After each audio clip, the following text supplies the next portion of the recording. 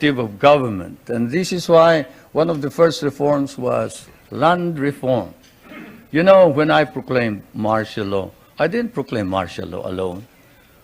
It is made to appear as if I just signed the decree and said, I impose martial law on each and every one of you. No. I asked the legislature to please pass a law proclaiming martial law because there was anarchy in the country. Now, let me say this. The opposition was strong. And they were members of the Security Council, and somehow they had adopted a resolution which required that there be a unanimous vote for the armed forces to be able to move. And therefore, the armed forces was immobilized. At the same time, I asked the opposition party to come and join me in a coalition government. I offered one half of the cabinet. And of course, they laughed at me and said, why should we join you? We're going to take over the government. By the time you are through with the exercise, you're dead, politically and otherwise. So, and they refused to join me. I asked the advice of the judiciary.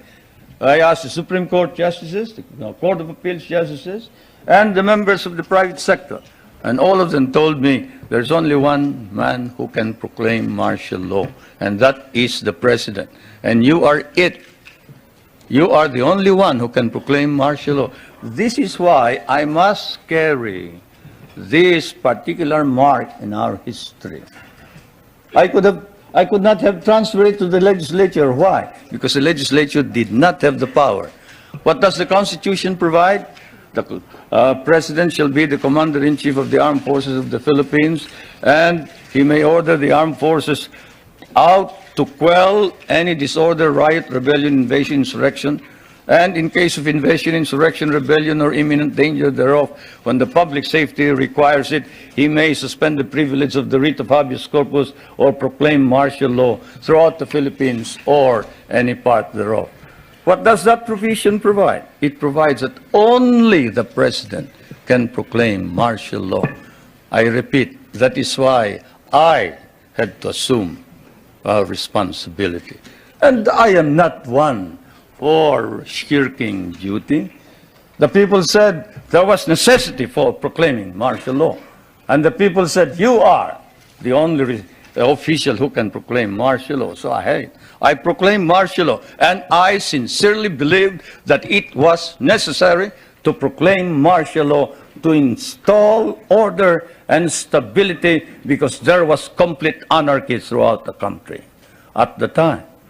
Now, therefore, at that particular period, what was the status of our government? Our government was immobilized, impotent. The armed forces could not move out. The industry was not at all in any way moving. There was no income coming into government. Everybody was running away. They burned the U.S. Partly burned the U.S. Embassy, tried to burn it anyway.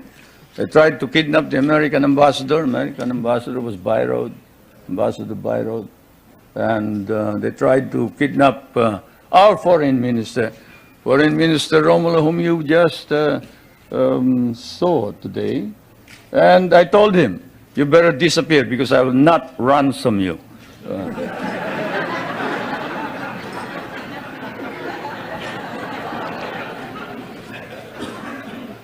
But whatever it is, they burned the Manila International Airport, they bombed the Supreme Court, they bombed the Constitutional Convention, they bombed the City Hall, they burned part of Malacanang Palace, they attempted to kidnap my children, they attempted to kill the President 8 times.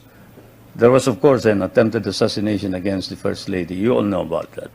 And this required that I immediately act on it, and so I did.